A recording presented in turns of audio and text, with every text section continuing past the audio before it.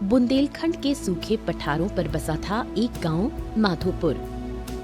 वहीं एक टूटी फूटी झोपड़ी में रहता था शिवा, एक गरीब, मेहनती और ईमानदार युवक जिसे किस्मत जैसे बार बार धोखा देती रहती थी। शिवा खेत में फावड़ा चला रहा था, तपती धूप में पसीने से लथपथ चेहरा, पर हिम्मत अब भी बाकी थी। खेत बंजर पड़ा था, पानी की एक बूंद तक नहीं थी। इतनी मेहनत कर ली हमने, फिर भी हमारे खेतों में कुछ ना उग रहा। हमारी तकदीर तो ऐसा लग रहा है कि सच में पत्थर ही पर लिखी गई है। तभी उसका दोस्त प्रीतम वहाँ आ पहुँचा। काय रे शिवा, तू फिर से मिट्टी खोद रहा है? अरे हमने तो सुना है कि इस बार तो बीज ने भी मना कर दिया कि भैया हम इस मिट्टी पर ना उगे हैं। अरे प्रीतम, तू तो जानता है मेहनत करने वालों को भगवान देर से देता है, पर देता जरूर है। भगवान? अबे तेरे हिस्से का तो भगवान भी भूल गया। पूरा गांव कहता है कि तू तो जन्मजात बदकिस्मतैया है। हाँ, ज्यादा खीखी करके दांत न दिखाओ, बड़े आए। हमने भी सुनो है लोग क्या कह रहे, पर प्रीतम सही बताएं तो हमारे अंदर से ना एक आवाज कहती है कि हमारी तकदीर बदलेगी। जब कोई भी ना मानेगा ना पूरे गांव में, तब भी हमको लग रहा है कि हमारी तकदीर तो बदलेगी। हाँ, अबे तू भी ना शिवा सपनों की रोटी पर जिंदा है। कम से कम हमारा दिल तो जिंदा है प्रीतम, और उम्मीद भी।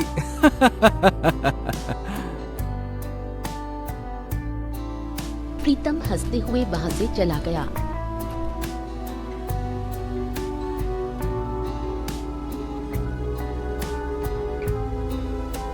शाम को शिवा अपने घर लौट आया। उसकी माँ मिट्टी के चूल्हे पर बैठी थी, पर चूल्हा ठंडा पड़ा था। बेटा, लगता है भगवान ने तेरी तकदीर बिना स्याही की कलम से लिखी है। ए अम्मा, तुम ही तो सिखाती हो, हिम्मत कभी ना हारनी चाहिए। पर बेटा, जब पेट भूखा हो और किस्मत अंधी, तब माँ का दिल कांप जाता है। अपने दिल को जरा थाम तो अम्मा। तू देखना, जिस मिट्टी को सबने छोड़ा है ना, वहीं हम एक दिन सोना उगाएंगे। हाँ, तेरा भरोसा अभी भी नहीं टूटा? हमारा भरोसा अबे ना टूटो अम्मा। तकदीर को हम नहीं चुन सकते, पर तकदीर से हारना भी तो जरूरी नहीं है ना। तू बस हमारा साथ दे अम्मा, फिर देख हम क्या कमाल करते हैं।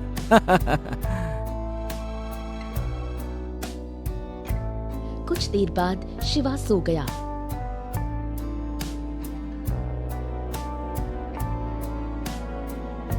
अगली सुबह शिवा खेत जाने को तैयार होने लगा। तभी उसकी माँ उससे बोली, बेटा, घर में लकड़ियाँ खत्म हो गई है, चूल्हा कैसे जलेगा? हाँ तो ठीक है अम्मा, हम जंगल से लकड़ियाँ लाए दे रहे, उसके बाद खेत चले जाएंगे।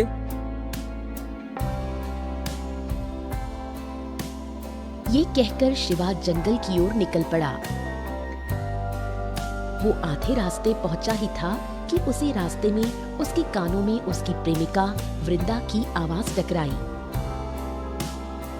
अरे शिवा, तुम यहाँ? इस वक्त तो तुम खेत में होते हो, आज जंगल क्यों जा रहे हो? वृंदा, अरे वो कहा है कि घर में लकड़ियाँ खत्म हो गईं, खेत का काम हम बाद में करेंगे, पहले अम्मा के चूल्हे की चिंता तो दूर कर दें। कल दूसरे गांव से लड़के वाले आए थे मुझे देखने, सब देखकर चले भी गए। तुम अपनी माँ को पिताजी के पास भेज दो, वरना देर हो जाएगी। अब तुम हमारी हालत तो जानती हो वृंदा, गांव में हर कोई हमारी तकदीर का मजाक उड़ाता है। हम दिन रात मेहनत करते हैं, पर पता नहीं कहां से कोई न कोई आफत आ ही जाती है। अरे यहाँ तक कि हमारी अम्मा भी हमारी तकदीर को कोसती हैं। अब बताओ भला, ऐसे में तुम्हारा हाथ मांगने की हिम्मत हम कहां से लेके आए? मैं रोज मंदिर में पूजा करके तुम्हारे लिए प्रार्थना करती हूँ। गाँव वाले जो बोलते हैं वो उनकी मूर्खता है। इंसान की तकदीर से ज्यादा उसकी सोच मायने रखती है। तुम्हारी सोच साफ है, तुम्हारा दिल सच्चा है। एक दिन यही सोच तुम्हें बहुत आगे ले जाएगी शिवा। वृंदा के शब्दों ने शिवा के मन में एक हल्की सी उम्मीद की लौ जला दी। वृंदा घर लौट गई और शिवा जंगल की ओर बढ़ गया, पर इस बार उसके मन में कुछ और ही गहराइयां चल रही थीं। अरे कभी भी कुछ ठीक काहे नहीं होता है, मैं समझ में नहीं आ रहा। मेहनत करता हूँ, दुआएं भी मिलती हैं, अब फिर भी हर बार सब बिगड़ ही क्यों जाता है, समझ नहीं आ रहा। गहरी सोच में डूबते हुए वो जंगल में लकड़ियां काटने लगा। थोड़ी देर बाद उसने लकड़ियां बांधी और वापस गांव की ओर चल पड़ा।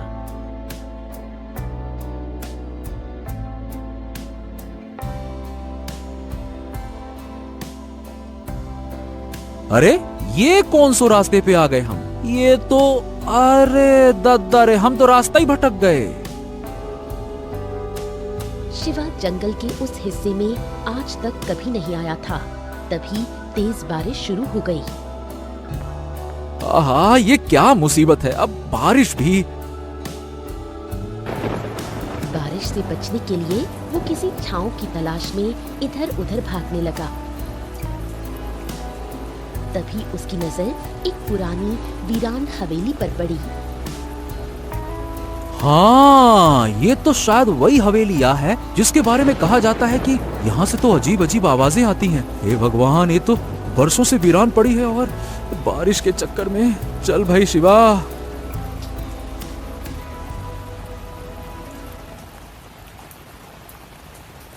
डरते डरते शिवा उस हवेली के नजदीक पहुंचा। बारिश भी तेज थी और भूख की ज्वाला भी बढ़ रही थी। हाँ, बस कुछ देर हम बैठेंगे, उसके बाद बारिश रुकते ही यहाँ से रफू चक्कर भैया, यहाँ ना रुकना। पर जैसे ही उसने कदम अंदर रखा, उसकी आंखें फटी की फटी रह गईं। अंदर का दृश्य वैसा नहीं था जैसा बाहर से लगता था। हवेली भीतर से टूटी फूटी नहीं, बल्कि किसी पुराने राजा की तरह सजी हुई थी। दीवारों पर प्राचीन चित्र, फर्श पर महंगे गलीचे और कमरे के बीचों बीच रखी एक बेशकीमती बंदूक। है, ये कैसे हो सकता है? बाहर से ये हवेली तो एकदम खंडहर जैसी और अंदर, ओ दादा रे, किसी राजा के महल जैसी। शिवा अब भूल चुका था कि वो रास्ता भटक गया था। तभी शिवा की नजर एक कमरे की ओर चली गई, जहाँ से कुछ आवाजें आ रही थीं। शिवा उस कमरे की ओर बढ़ गया। सामने का दृश्य देखकर वो बुरी तरह चौंक गया।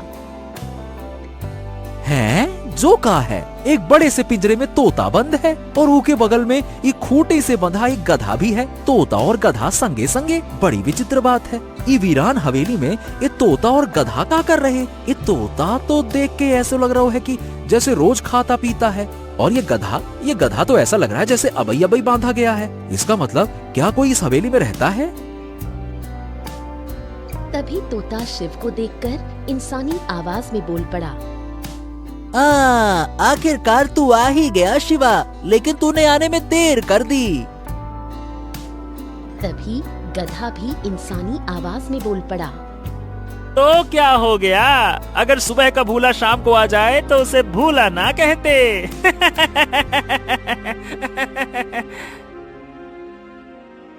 उन दोनों को इंसानी आवाज में बात करता देख शिवा बुरी तरह घबरा गया और तोते की ओर देखकर बोला, हैं? जो कैसे संभव है? तुम तो एक तोता हो, तुम इंसानों की भाषा में कैसे बात कर सकते हो? और गधा भी, ये कैसे इंसानों की भाषा में बात कर रहा है? शिवा की बात सुनकर तोता हंसते हुए बोला, हम दोनों इंसानों की भाषा में क्यों और कैसे बात कर रहे हैं, इसका रहस्य तुझे कुछ देर बाद में पता लग जाएगा।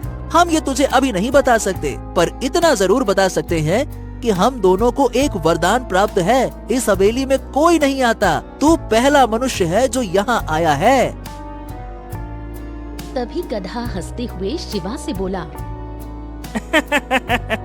और तू बड़ा तकदीर वाला भी है।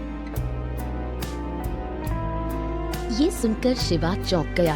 तोता शिवा से बोला, मेरे दोस्त डर मत, हम तेरा कोई नुकसान नहीं करेंगे। अब मेरी बात ध्यान से सुन, मुझे वरदान मिला है कि मैं इंसान को सही राह दिखा सकता हूँ, और मेरे दोस्त गधे को वरदान मिला है कि वो इंसान को विनाश की राह दिखा सकता है। ये सुनकर शिवा चौंक गया और बोला। हैं? का मतलब? तभी गधा इंसानी आवाज में बोला। अरे भाई, मतलब ये है कि हम किस्मत तो नहीं लिखते, पर हम ऐसे मौके जरूर दिखाते हैं जिससे किस्मत बनाई जा सकती है। एक राह भलाई की और एक राह बर्बादी की। जो तू चुनेगा उसी से तेरी किस्मत बनेगी। शिवा हैरानी से उन दोनों को देखने लगा और बोला। हाँ, तुम्हारी कुछ कुछ बातें तो समझ में आ रही और कुछ तो बिल्कुल ही ना आ रही। तभी तोता शिवा से बोला। हम समझाते हैं। देखो, आज पूर्णिमा है और हर पूर्णिमा की रात को हम दोनों तुझे एक एक रास्ता दिखाएंगे। तू जो चुनेगा वही तेरी दिशा तय करेगा। अगर मैं तुझे अच्छाई का रास्ता दिखाऊंगा तो ये गधा तुझे उसी रास्ते पर चलते हुए उसका विपरीत परिणाम भी दिखाएगा। परिणाम विपरीत होगा और तेरे लिए वो परिणाम बुरा भी हो सकता है। और तेरा चुनाव ही तेरी किस्मत तय करेगा। अगर तू सही चुनाव करेगा तो विश्वास कर, तेरी तकदीर के सितारे पलट जाएंगे। शिवा गहरी सोच में डूब गया। कुछ देर बाद उसने कहा। हाँ, तो ठीक है, हम तैयार हैं, चलो। तोता बोला। तो फिर जा, तेरे गांव में एक बहुत पुराना कुआं है ना? हाँ हाँ हाँ, साहूकार के खेत में एक बहुत पुराना कुआं है, लेकिन वो खेत तो बंजर है और वो कुआं भी सूखा पड़ा है। ना तो वो खेत किसी काम आ रहा है और ना वो कुआं। अरे बल्कि हमारे गांव के लोग तो उधर झांकने भी ना जाते।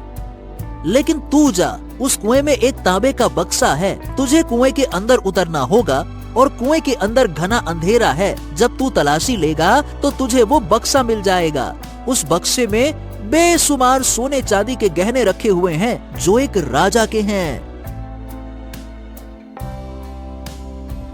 हाँ, अब वो राजा इस संसार में नहीं है। हजारों साल पहले वो इस दुनिया को अलविदा कह चुका है। उसने वो गहने वहाँ छुपा कर रखे थे। तू उन गहनों को हासिल कर सकता है और अमीर बन सकता है। ये सुनकर शिवा खुश हो गया। वो जाने ही वाला था कि तभी गधा बोल पड़ा। लेकिन रुक जा, अब मैं तुझे इसका विपरीत परिणाम बताता हूँ। उस कुएं की दीवार बहुत कच्ची है, क्योंकि वो वर्षों से सूखा पड़ा है। जब तू बक्सा निकालने लगेगा ना, तब दीवार गिर सकती है। तू घायल भी हो सकता है। चोट इतनी गहरी हो सकती है कि तेरी मृत्यु भी हो जाए। इससे बेहतर एक दूसरा रास्ता बताता हूँ। सुन, तू सीधे साहूकार की हवेली में घुस जा। वहाँ एक कक्ष है जिसे साहूकार बंद नहीं रखता, लेकिन उस कक्ष में बहुत सारा सोना चांदी रखा हुआ है। इस रहस्य को केवल साहूकार जानता है। तू चोरी कर ले, किसी को शक भी नहीं होगा। उस कमरे में भी बहुत अधिक सोने और चांदी के गहने रखे हुए हैं। शिवा गहरी सोच में डूब गया और बोला। हम तो यहाँ से अभी जा रहे, फैसला हम बाद में करेंगे। अगली पूर्णिमा को फिर से आऊंगा। चलो भाई। हाँ, रुको। जाने से पहले एक बात याद रखना शिवा, हम दोनों के रहस्य को तुम बाहर किसी को नहीं बताओगे, नहीं तो अगली पूर्णिमा की रात तुम चाह कर भी इस हवेली की ओर आ नहीं पाओगे। तुम्हें ये हवेली दिखाई नहीं देगी। हाँ।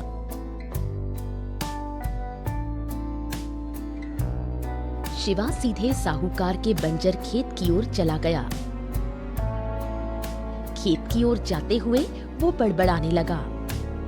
हमें तो लग रहा है कि इस बार वाकई में हमारी तकदीर बदलने वाली है।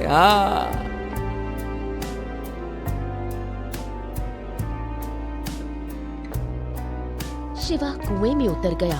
उसे वो तांबे का बक्सा मिल गया।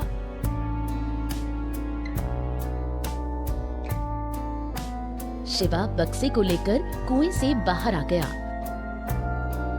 और रात के अंधेरे में अपने घर की ओर चल पड़ा। घर पहुंचकर उसने वो बक्सा खोला तो उसमें बेशुमार गहने देखकर उसकी माँ चौंक गई। इतने सारे सोने के गहने तेरे पास कहाँ से आए? अरे अम्मा, बस समझ लो यही हमारी तकदीर में लिखा था। और अम्मा विश्वास करो, तुम्हारा बेटा कभी चोरी ना कर सकता। शिवा की माँ भावुक हो गई और बोली, मुझे पूरा विश्वास है तू कोई गलत काम नहीं कर सकता। उस दिन के बाद से शिवा की तकदीर बदल गई। उसकी झोपड़ी अच्छे मकान में बदल गई। उसने खेती छोड़कर व्यापार करना शुरू कर दिया और देखते ही देखते वो धनवान बन गया। दूसरी पूर्णिमा की रात पर शिवा दोबारा उस रहस्यमयी स्थान पर जा पहुंचा। तोता और गधा पहले से मौजूद थे। लगता है तूने अच्छाई के रास्ते को चुना। चलो अच्छा है, अब देख तेरे साथ क्या होता है। अब मेरी बात ध्यान से सुन। राजा चंद्रसेन अपने महल में युवकों की परीक्षा ले रहा है। जो जीत गया उसे दरबार में संदेश वाहक बनाया जाएगा। तू जाकर भाग्य आजमा, भले ही कठिन हो, लेकिन जा। लेकिन अगर तू वहाँ गया तो तुझे पहरेदार मारेंगे। तू क्या करेगा, क्या वहाँ पे जाके राजा की सेवा करेगा? अरे सीमा पर एक सराय है, वहाँ से व्यापारियों का माल लूट और जल्दी अमीर बन जाएगा। हाँ। शिवा ने तोते की बात मानी।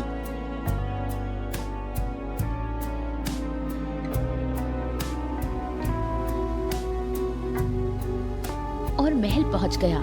राजमहल के प्रांगण में युवकों की भीड़ लगी थी।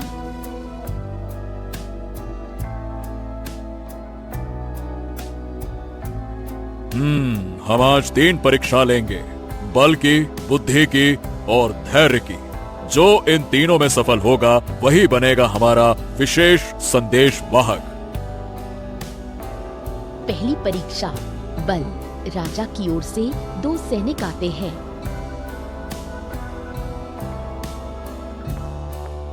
पहली चुनौती, हाथियों को नियंत्रित करना। जो उन्हें वश में करेगा वही आगे बढ़ेगा। शिवा हाथी के सामने आता है, शांति से उसकी आंखों में देखता है, धीरे धीरे उसके पास जाता है, कान सहलाता है और उसे बैठा देता है। ओए, इसने तो कर दिखाया।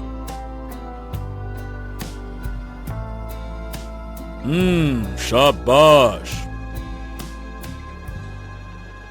अगली परीक्षा बुद्धि की परीक्षा। बुद्धि। एक पहेली है। 4 दीवारों में बंद हूँ मैं, ना मैं दिखता ना मैं चलता। मेरे बिना सब मौन है, मुझसे ही हर बात पलता। शिवा सोचते हुए बोला, हाँ, हर बात पलता, मौन। हाँ, उत्तर है शब्द। हाँ, बिल्कुल सही। और अब तीसरी और सबसे कठिन परीक्षा धैर्य। राजा की आज्ञा से युवकों को गर्म धूप में एक घड़े को सिर पर रखकर 5 कोस चलने को कहा जाता है। घड़ा पानी से भरा है और वो गिरना नहीं चाहिए।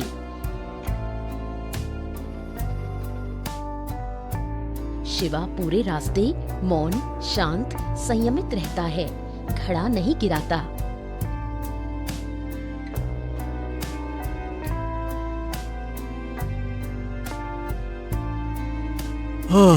अब मैं नहीं चल सकता।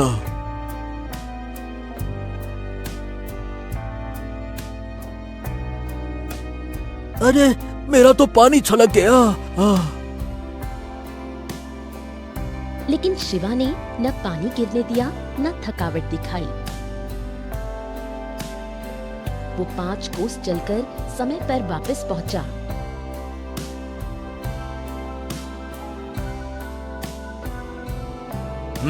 तो तीनों परीक्षा में जिसने विजय पाई वो शिवा है।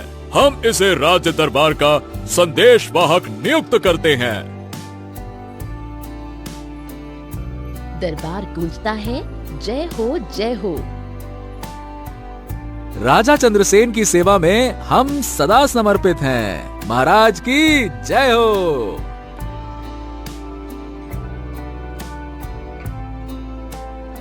इस तरह शिवा ने दूसरी पूर्णिमा पर भी अच्छाई का रास्ता चुना और उसके जीवन ने एक और मोड़ ले लिया। गांव वालों ने शिवा को हमेशा फूटी तकदीर वाला समझा था। कोई उसे देखना तक पसंद नहीं करता था। लेकिन जब उसकी मेहनत रंग लाई और वो राज दरबार का संदेशवाहक बना तो पूरे गांव की सोच बदल गई। अरे भाई, शिवा तो अब तकदीर वाला बन गया रे। जैसी तकदीर पलटी है वैसी शायद किसी की पलटे। वही गांव जो कभी उसका उपहास करता था अब उसे सम्मान की दृष्टि से देखने लगा। कुछ समय बाद गांव का मुखिया स्वयं उसके घर आया। प्रणाम माता जी, प्रणाम। अब अगर आपकी अनुमति हो तो मैं अपनी पुत्री वृंदा का विवाह शिवा से करना चाहता हूँ। ये हमारे लिए सौभाग्य की बात होगी। हर पिता यही तो चाहता है कि उसकी पुत्री किसी तकदीर वाले के साथ ब्याही जाए। शिवा मुस्कुरा दिया, मन ही मन सोचने लगा। हाँ, तकदीर भी कैसो कैसो खेल दिखा रही। जो कभी मेरा नाम नहीं सुनना चाहता था वो आज अपनी बेटी का हाथ मेरे हाथ में देना चाहता है।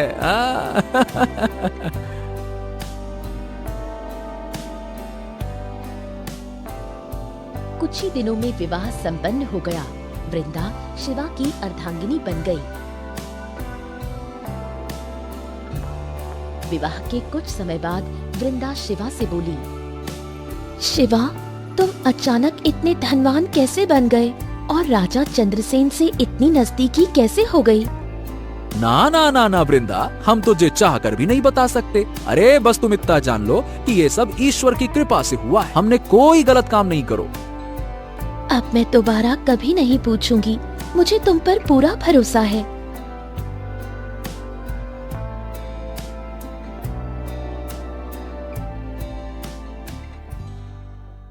समय बीतता गया, लेकिन पूर्णिमा की रात शिवा को फिर से तोते और गधे की याद आई। उस रात कुछ खींचता हुआ उसे हवेली की ओर ले गया।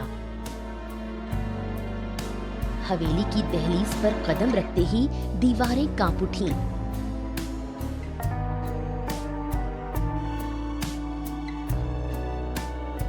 अंदर बैठा तोता और गधा शिवा को देखकर चौंक उठे। हमें लगा था कि अब तो तू हमें भूल गया होगा। तेरी तकदीर बदल चुकी है। अरे ऐसा कैसे हो सकता है? मैं भला तुम दोनों को कैसे भूल सकता हूँ? लेकिन आज मैं किसी इच्छा से नहीं आया। मैं आज ये जानने आया हूँ कि तुम दोनों आखिरकार हो कौन। हाँ, अब वक्त आ गया है सच्चाई बताने का और हमारे श्राप से मुक्त होने का।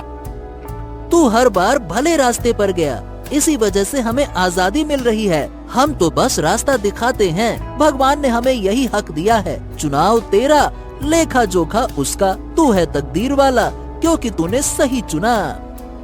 तो क्या तुम सच में हमारी मदद कर रहे थे या हमें भटका रहे थे? हम इस हवेली के श्राप हैं। सुनो, 100 साल पहले यहाँ के राजा ने तकदीर पर शोध करने की ठानी थी। उसने सोचा कि अगर इंसान की आत्मा में प्रवेश किया जाए तो उसकी तकदीर की रेखाएं देखी जा सकती हैं। और फिर राजा ने मंत्र रचे, लेकिन ईश्वर नाराज हो गए। राजा तो खत्म हुआ पर उसके 2 सेवक हम इस श्राप में फंस गए। हमारे श्राप की मुक्ति का मार्ग यही था कि हम एक मनुष्य को 2 राहें दिखाएं और वो हर बार अच्छाई की राह चुने। शिवा ने हर बार वही चुना जो कठिन था लेकिन सही था। उसी क्षण तोता और गधा रंग बिरंगे प्रकाश में बदलकर 2 पुरुषों के रूप में प्रकट हुए और फिर अंततः अदृश्य हो गए। शिवा को कोई आश्चर्य नहीं हुआ, उसे सब ज्ञात हो चुका था। हाँ, तो अब मैं इस रहस्य को हमेशा बनाए रखूंगा। तुम लोगों का बहुत बहुत धन्यवाद। इतना कहकर शिवा मुस्कुराया और हवेली से बाहर निकल गया। तकदीर वही करती है जो इंसान के कर्मों से जुड़ी हो। जो सही राह चुनता है, तकदीर खुद उसके आगे झुक जाती है। शिवा की कहानी बस एक कहानी नहीं, हर इंसान के अंदर छुपे उस तकदीर वाले की गवाही है।